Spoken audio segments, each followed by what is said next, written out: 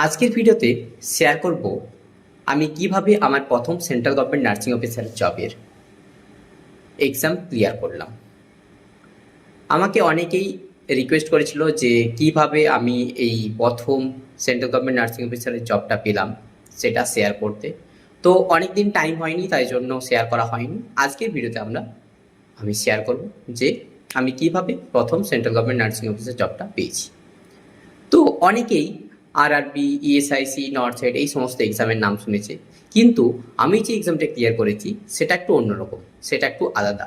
সেটাও central government nursing officer, কিন্তু একটু আলাদা।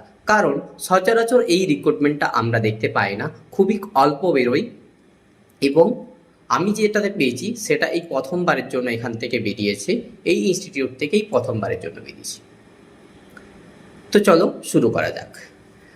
আমি যেখানে পেয়েছি সেটার নাম হচ্ছে ISRO, Indian Space Research organisation.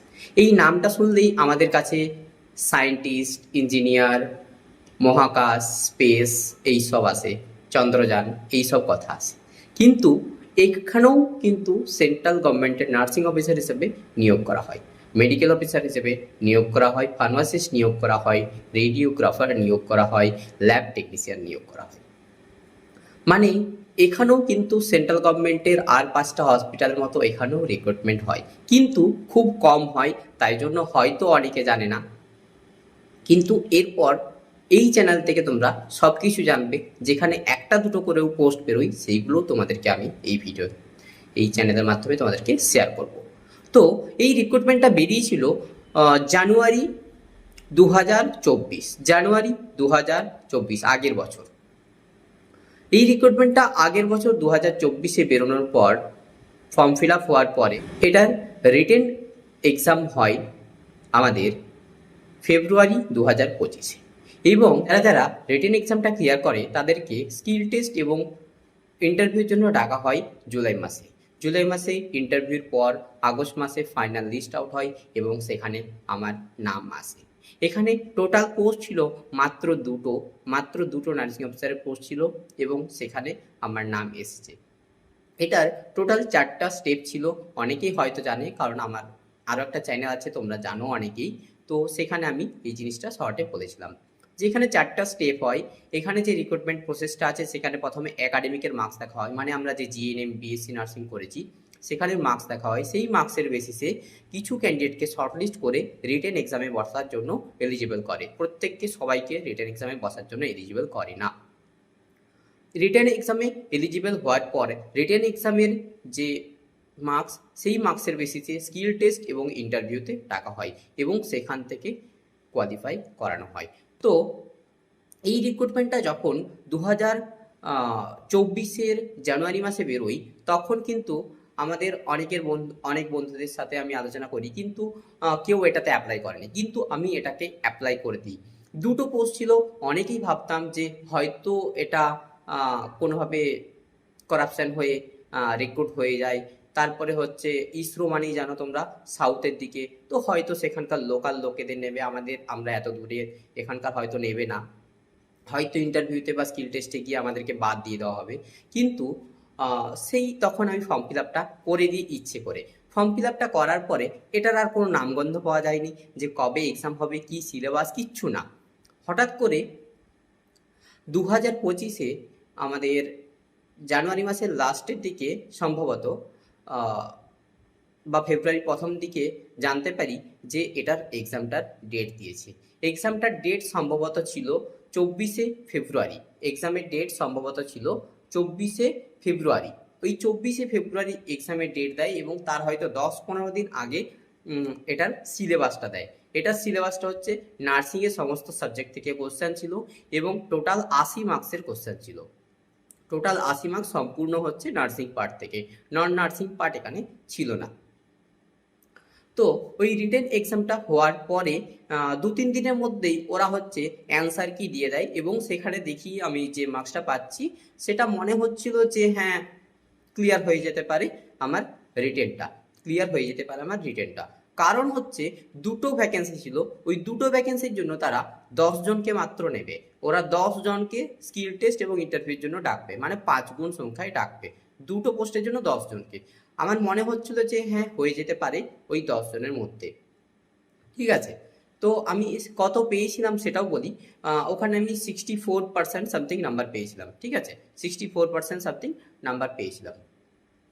তো ওই রিটেন ক্লিয়ার হওয়ার পরে তারপরে আবার কবে প্র্যাকটিক্যাল হবে এটারও কিন্তু আর কোনো নিউজ আসে না, প্র্যাকটিক্যাল যে আমার রিটেন যে আমার ক্লিয়ার হয়েছে এটারও কিন্তু কোনো নিউজ আসে না, কোনো কিছু, কোনো কমিউনিকেশন পাওয়া যায়নি। তো যেরকম আমি আরও অন্যান্য সেন্ট্রাল গভর্নমেন্ট এক্সামগুলোর জন্য পড়ছিলাম সেরকমই পড়তে থাকি, এবং এর সাথে সাথে আমি হচ্ছে পড়াতে থাকি। তোমরা অনেকেই জানো যে আমি লাস্ট ইয়ার থেকে পড়ানো শুরু করেছি। তো পড়ানোর সাথে সাথে নিজের পড়া, তার সাথে হচ্ছে আমি আহ, একটা স্টেট গভর্নমেন্টের একটা ইনস্টিটিউশনে আমি জব করি, এবং এই সব কিছু মিলিয়ে মোটামুটি পুরো হেকটিক শিডিউল চলতো, ডিউটি, পড়ানো, নিজের পড়া, সব কিছু মিলিয়ে তারপরে বাইরে থাকা, নিজের বাড়ি থেকে দূরে থাকা, এইগুলোর মধ্যে দিয়েই মোটামুটি আমার প্রিপারেশন চলতে থাকে। নিজে পড়া, অন্যদের পড়ানো, তার সাথে হচ্ছে ডিউটি, এইসবের পরে মোটামুটি আমাদের জুন মাসের শেষের দিকে আমরা এটার রেজাল্টটা দেখতে পাই, এবং রেজাল্টে কি কোনো নাম দেয়নি, এখানে শুধু রোল নাম্বারগুলো বা অ্যাপ্লিকেশন নাম্বার কিছু একটা দিয়েছিল, রোল নাম্বার বা অ্যাপ্লিকেশন নাম্বার কিছু একটা দিয়েছিল, এবং সেখানে আমি দেখি যেগুলো দিয়েছিল তার মধ্যে আবার প্রথমেই আমার রোল নাম্বারটা রয়েছে। তো তখন নিজের মনে একটা ভালো লেগেছিল, এবং যে আশাটা করেছিলাম যে হ্যাঁ আমার রিটেনটা ক্লিয়ার হতে পারে, সেই রিটেনটা আমার ক্লিয়ার হয়েছিল। এরপর রিটেন এক্সাম নিয়ে কিছু বলি। এই রিটেন এক্সামে যেটা হয় সেখানে কীরকম কোশ্চেন হয়, এই রিটেন এক্সামে আমাদের নর্সেটের যে এক্সামগুলো আমরা দিই সেই নর্সেটের মতো কোশ্চেনগুলো হয়, নর্সেটের প্রিলিমসের মতো। এখানে কিন্তু মেন্সের মতো অনেক বড় বড় কোশ্চেন আসে না, কিন্তু প্রায়োরিটি বেসড কোশ্চেন আসে, ছোট ছোট কোশ্চেন আসে, প্রায়োরিটি বেসড আসে, এবং বলতে পারো নর্সেট প্রিলিমস লেভেলের। ঠিক আছে, নর্সেট প্রিলিমস লেভেলের এখানে কোশ্চেনগুলো এসেছিল, শুধুমাত্র নার্সিংয়ের থেকে, নন নার্সিংয়ের কিছু ছিল না। তো রিটেন ক্লিয়ার হওয়ার পরে প্র্যাকটিক্যালে কি হবে এটা নিয়ে চারিদিকে মানে ইউটিউবে যেরকম সার্চ করি, আমাদের যেটা একটা অভ্যেস, বা গুগলে সার্চ করি, বা অন্য কাউকে জিজ্ঞেস করি টিচারদেরকে, তো সেখান থেকে মোটামুটি যেটা জানতে পারি সেটা হচ্ছে যে একটা ফার্স্ট এড টাইপের কিছু জিজ্ঞেস করবে, যে হয়তো একটা ব্যান্ডেজ করে দেখাও, বা একটা সার্জিক্যাল ড্রেসিং করে দেখাও, বা হয়তো খুব বেশি হলে সিপিআর দিয়ে দেখাও, এরকম কিছু ফার্স্ট এড টাইপের কিছু জিজ্ঞেস করবে। তো নিজেকে সেইভাবেই রেডি করি। আমি ব্যান্ডেজ সেই স্টুডেন্ট পিরিয়ডে করেছি, তারপর থেকে কোনোদিন ব্যান্ডেজ করিনি, ওই জিনিসটা ভুলে গিয়েছিলাম। আমি যাদেরকে পড়াতাম তাদের কাছ থেকে ব্যান্ডেজের ব্যাপারটা, যে প্রসিডিওরগুলো কীভাবে কী করে সেই সব জিনিসগুলো জানি আবার, কারণ ব্যান্ডেজিংটা আমরা সেইভাবে আর পড়ি না তারপর থেকে। তো ব্যান্ডেজিংয়ের ব্যাপারটা দেখি, আরও ফার্স্ট এড, নর্মাল যে ফার্স্ট এড, বার্ন হলে কী হবে, ব্লিডিং হলে কী হবে, চোকিং হলে কী হবে, ফ্র্যাকচার হলে স্প্রেন, স্ট্রেন, এইসব ব্যাপারগুলো দেখি। কিন্তু যেদিন হচ্ছে আমার স্কিল টেস্ট ছিল, স্কিল টেস্টের ডেট ছিল 24শে জুলাই, 24শে জুলাই, এবং এই স্কিল টেস্ট দেওয়ার জন্য আমাকে হায়দ্রাবাদে যেতে হয়েছিল, সাথে আমার 2 বন্ধু গিয়েছিল। তো হায়দ্রাবাদে গিয়ে সেখানে স্কিল টেস্ট হয়, এবং স্কিল টেস্টে ডাকা হয়েছিল টোটাল 10 জনকে, যেহেতু 2টো ভ্যাকেন্সি ছিল। ওই স্কিল টেস্টে গিয়ে আমাদের, যেহেতু ইন্ডিয়ান স্পেস রিসার্চ অর্গানাইজেশন, মানে সেখানে হচ্ছে আমাদের স্পেস রিসার্চ, মানে বুঝতে পারছো যে সমস্ত মহাকাশ বিদ্যা নিয়ে রিসার্চ করা হয়, এবং সেখান থেকে ওই গগনযান, চন্দ্রযান, এইসব ব্যাপারগুলো আছে। তো সেই সব জায়গায় সেই ধরনের কাজ হয়, তার মানে বুঝতে পারছো কতটা কড়াকড়ি সিকিউরিটি হতে পারে। তো যখনই ঢুকলাম, ঢুকে খুব চেক করা হলো আমাদের জিনিস, যে কি কি আছে না আছে, বন্ধুদের, তাদের সাথে কোথা থেকে এসেছি, কি নাম, সব লেখা হলো, নোট ডাউন করা হলো। তারপরে ভেতরে গিয়ে প্রথমে ডকুমেন্টসগুলো কীভাবে সাজাতে হবে সেই সমস্ত সাজিয়ে নেওয়ার পরে আমাদেরকে বলা হলো যে তোমাদের যত যা কিছু আছে শুধুমাত্র ডকুমেন্টস ছাড়া বাকি সব কিছু বন্ধুদেরকে দিয়ে দাও, তারা বাইরেই থাকবে, আমাদেরকে আরও ভেতরে যেতে হবে, মানে আরও ক্যাম্পাসের ভেতরে যেতে হবে।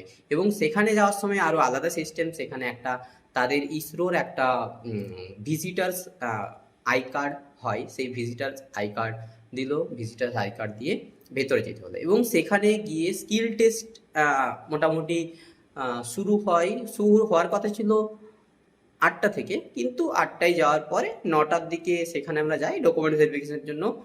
15 মিনিট মতো টাইম লাগে, তারপরে শুরু হয়ে যায়। এবং সেখানে আমার নামটা প্রথমে ছিল, মানে প্রথম প্রদীপ পাঠিয়েছিলাম আমি স্কিল টেস্টের জন্য। তো স্কিল টেস্টের জন্য 3টে স্টেশন ছিল, স্কিল টেস্টের জন্য 3টে স্টেশন ছিল। 3টে স্টেশন ইন দ্য সেন্স 3টে রুমের মতো, 3 জায়গাতে 3জন ডক্টর ছিলেন, 3জন খুব সিনিয়র ডক্টর। একজন হচ্ছে ওখানেই কাজ করেন, ওখানেই পোস্টিং। আর 2জন হচ্ছেন শ্রীহরিকোটা সম্ভবত, বা ব্যাঙ্গালোরের যে স্পেস রিসার্চ সেন্টার আছে ইসরো, সেখান থেকে এসেছিলেন। তো খুবই স্কিলফুল, খুবই নলেজেবল, মানে যথেষ্ট, মানে সেখানে আমরা কিচ্ছু না। তো 3টে স্টেশন ছিল, 3টে স্টেশনে পরীক্ষা হচ্ছিল। তো 3টে স্টেশনে পরীক্ষা দিতে মোটামুটি টাইম লেগেছিল 2 থেকে 2.5 ঘন্টা এক একজনের 2 থেকে 2.5 ঘন্টা স্কিল টেস্ট হয়েছিল। এরপর স্কিল টেস্টে কী কী জিজ্ঞাসা করা হয়েছিল সেটা সম্পর্কে আমি একটা সেপারেট ভিডিও করব, কারণ এটা বলতে আমাকে আধা ঘন্টা টাইম লাগবে। আমি যেমন স্কিল টেস্টটা দিয়েছি 2 থেকে 2.5 ঘন্টা, তো সেটা বলতে আমার টাইম লাগবে আধা ঘন্টা মতো। তো সেটা আমি একটা সেপারেট ভিডিওতে তোমাদের বলবো, নার্সিংয়ের স্কিল টেস্ট কোথায় কীরকম হয়। ঠিক আছে, আমি এতদিন জানতাম যে ফার্স্ট এড হবে, যেটা টিচারদের থেকে জেনে গিয়েছিলাম, বা ফার্স্ট এডের বই পড়ে গিয়েছিলাম, বা প্র্যাকটিক্যালের বই পড়ে গিয়েছিলাম। তো সেখানে কি যখন দেখি এত কিছু, আমি রুমে ঢোকার পরে যখন দেখি 3টে স্টেশন, এবং 3টে স্টেশনে এমন এমন জিনিস যেগুলোর হয়তো 2-1টা জিনিস আমি জীবনে কোনোদিন চোখেও দেখিনি, এরকমও ছিল। তো ওই স্কিল টেস্ট মানে একটা এক্সপেকটেশন আর একটা রিয়েলিটি, সেখানে গিয়ে পুরো ধাক্কা খায়, পুরো এক্সপেকটেশন ভেঙে চুরমার হয়ে যায়। সেখানে গিয়ে দেখি যে এত কিছু জিনিস, এত আর এতক্ষণ ধরে নিচ্ছে এক একজনকার। তো সেটা দেখার পরে প্রথমে তো একটু প্যানিক হয়ে গেছিলাম, নার্ভাস হয়ে গেছিলাম। তারপরে নিজেকে ঠিক করলাম যে না, যেভাবে হোক প্র্যাকটিক্যালটা আমাকে ভালো দিতে হবে। আর একটা জিনিস আমার নিজের কাছে মনে হয়, মানে আমি স্টুডেন্ট পিরিয়ডে বা তার পরবর্তী পিরিয়ডে আমার প্র্যাকটিক্যালটা একটু থিওরিটিক্যালের থেকে প্র্যাকটিক্যালটা আমার বেশি ভালো লাগে। তো প্র্যাকটিক্যালটা মোটামুটি আগে ভালো পারতাম, তারপরে যে কাজ করেছি সেখানেও ভালো পারতাম, তারপরে যে কাজ করছি সেখানেও ভালো পারতাম। তো সেখান থেকে মনে হয়েছিল যে না, যেমনই হোক, হ্যাঁ অনেক কিছু যেগুলো পড়ে আসিনি সেগুলো থেকেও জিজ্ঞেস করেছি, কিন্তু এমনটা তো না যে আমি পারবো না। তো তার সাথে হচ্ছে আমি থিওরিটিক্যালি আমি নিজে পড়াই, আবার আমি নিজে পড়ি। সেখান থেকে মোটামুটি ওভারঅল যে প্র্যাকটিক্যালটা দিয়েছিলাম, এবং সেখান থেকে প্র্যাকটিক্যালটা দিয়ে বেরিয়ে এসে মনে হয়েছিল যে না, এরপরে রিটেনে যদি আমার নাম্বার ভালো আছে, কারো নাম্বার ডিসক্লোজ করেনি তখনও অবধি, কত পেয়েছে, কে কত পেয়েছে, ওই 10 জনের মধ্যে কে কত পেয়েছে কেউ জানে না। ঠিক আছে, তো ওই 10 জনের মধ্যে 2জনকে নেওয়া হবে। 2জনকে কাদেরকে নেওয়া হবে? যারা হচ্ছে স্কিল টেস্টের 100 নাম্বারের মধ্যে পরীক্ষা হবে, স্কিল টেস্টে 100 নাম্বারের মধ্যে কোয়ালিফাইং মার্কস, মানে পাস মার্কস হচ্ছে 60 পেলে তবেই পাস, না হলে ফেল, স্কিল টেস্ট ফেল। আর স্কিল টেস্ট ফেল হলে রিটেনে তুমি যতই পেয়ে থাকো না কেন, তুমি আর নামই আসবে না তোমার। তো সিলেকশনটা হওয়ার কথা ছিল রিটেন এক্সাম অনুযায়ী, আর স্কিল টেস্টটা হচ্ছে কোয়ালিফাইং ইন নেচার ছিল, মানে 60 পেতে হবে 100-র মধ্যে। তো সেই দিক থেকে আমার মনে হয়েছিল যে যদি আমার রিটেনে ভালো নাম্বার থাকে তাহলে হয়তো ভালো কিছু হয়ে যাবে। তো সেখান থেকে বেরিয়ে এসে কনফিডেন্স লেগেছিল, হ্যাঁ যে হয়ে যাবে। শুধু স্কিল টেস্টে শুধু বললেই হবে না, সেটাকে করে দেখাতে হবে, সেটা নিয়ে প্রশ্ন করা হবে, সেটাকে প্র্যাকটিক্যালি করতে হবে। মানে টাইমটা শুনেই তোমরা হয়তো বুঝতে পারছো যে কতক্ষণ বা কি ধরেছে, সেটা নিয়ে আমি আলাদা বলবো। তো স্কিল টেস্ট দিয়ে আসার পরে ওয়েট করছিলাম রেজাল্টের জন্য। ওখান থেকে বলা হয়েছিল যে 2-3 সপ্তাহের মধ্যে রেজাল্ট দিয়ে দেবে। তো 24শে জুলাই স্কিল টেস্ট দেওয়ার পরে আমি আসি ডিউটি, যেরকম স্টেট গভর্নমেন্টের আন্ডারে যেখানে করছি সেখানে কাজ করছি।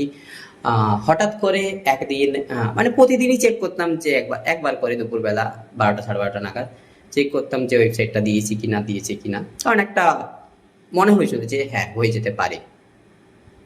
তো সেখান থেকে চেক করছিলাম, চেক করতে করতে একদিন, ডেটটা ছিল সম্ভবত 11ই আগস্ট, না 2nd আগস্ট, সম্ভবত 2nd আগস্ট আমি যখন দেখি, তখন দেখে 2 নম্বরে আমার নাম দেখি। আগের পরীক্ষার রেজাল্ট হচ্ছে দিয়েছিল, রোল নাম্বার দিয়েছিল, সেখানে নাম দেয়নি, কিন্তু ফাইনাল রেজাল্ট যখন দেয় তখন নাম দেয়। 2 নম্বরে আমার নামটা দেখে এত খুশি হয়েছিলাম যেটা তোমাদেরকে বলে বোঝানো যাবে না। হয়তো কোনোদিন শর্টস ভিডিওতে আমি তোমাদেরকে সেই মোমেন্টটা ক্যাপচার করেছিলাম, কারণ আমি ঠিক করেছিলাম আমি যদি কোনোদিন, আমি এর আগেও অনেক পরীক্ষা দিয়েছি, সেখানে ফেলও করেছি, সেইগুলোরও ক্যাপচার করা আছে, আহ, এটারও ক্যাপচার করা আছে, তোমাদের সাথে কোনোদিন শেয়ার করবো হয়তো। তো তখন এত আনন্দ লেগেছিল, এত ফুর্তি লেগেছিল, কারণ এটা হচ্ছে প্রথম সেন্ট্রাল গভর্নমেন্ট জব। ঠিক আছে, এর আগেও আমি পেয়েছিলাম সেন্ট্রাল গভর্নমেন্টে, কিন্তু সেটা কন্ট্যাক্ট চলছিল, তাই সেখানে জয়েন করিনি। তো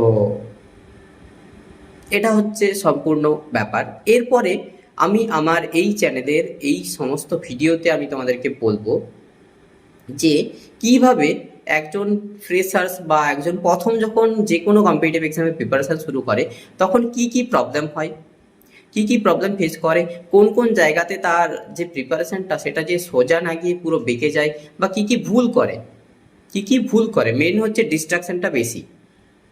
ঠিক আছে, তো এই চ্যানেলে আমি তোমাদেরকে গাইড করার চেষ্টা করব। এই চ্যানেলে আমি আমার সমস্ত স্টোরি শেয়ার করবো। এছাড়া আমার অন্যান্য চ্যানেল আছে, সেখানে তোমরা জানো, যারা জানো, এই চ্যানেলে আমি বলবো না সেই জিনিসটা, এই চ্যানেলে ওই চ্যানেলের নাম কখনোই বলবো না। তো দেখতে থাকো, পরবর্তী ভিডিওগুলোতে আমি আরও অনেক কিছু শেয়ার করব। শুধু এটা তো জাস্ট এই পরীক্ষাটার কথা বললাম, এর পরবর্তী ভিডিওগুলোতে আমি তোমাদেরকে গাইড করার চেষ্টা করবো যতটা যা সম্ভব, কিভাবে কি নতুনরা কিভাবে শুরু করবে, বা কেউ ওয়ার্কিং প্রফেশনাল টাইম ম্যানেজমেন্ট করে কিভাবে কে শুরু করবে, কি কি রিসোর্স ফলো করা উচিত, যদি কেউ কোচিং নিতে চায় কোথায় নেওয়া উচিত, কোনটা ভালো কোনটা খারাপ, সেইগুলোর জন্য ইনবক্স মেসেজ করবে। এছাড়াও তোমরা যদি কোনো টপিক নিয়ে জানতে চাও, বা কোনো টপিক তোমাদের ভিডিও দরকার, সেটা তোমরা কমেন্ট সেকশনে জানাতে পারো। এই চ্যানেলে আমি বেসিক্যালি বাংলা এবং হিন্দি দুটো মাধ্যমেই ভিডিও করব। ঠিক আছে, যেগুলো ওয়েস্ট বেঙ্গলের জন্য হবে সেগুলো সম্পূর্ণ বাংলা ভাষায় হবে, এবং আমি যেহেতু ওয়েস্ট বেঙ্গল থেকে, তাই প্রথম ভিডিওটা আমার বাংলা ভাষাতেই। আর এর পরবর্তী কিছু কিছু ভিডিও হবে যেগুলো হিন্দিতে হবে, আশা করি এখন সবাই জানি, এবং তার সাথে হচ্ছে ইউটিউবে এখন অপশন দিয়ে দিয়েছে ডাবিং, সেখান থেকে তোমরা ল্যাঙ্গুয়েজ চেঞ্জ করে দেখে নিতে পারবে। তো এই ছিল ভিডিও। এছাড়াও আমি আমার অন্যান্য ফেলিওর্স, অন্যান্য সাকসেস, অন্যান্য চাকরির কিভাবে কি কোথায় পেয়েছি, বা আরও কোথায় পেয়েছি, সেগুলো জানাবো পরবর্তী ভিডিওতে। চলো, চ্যানেলটাকে ইচ্ছে হলে ফলো করো, জয়েন করে যাও টেলিগ্রামে ইচ্ছে হলে। তো দেখা হচ্ছে পরবর্তী ভিডিওতে।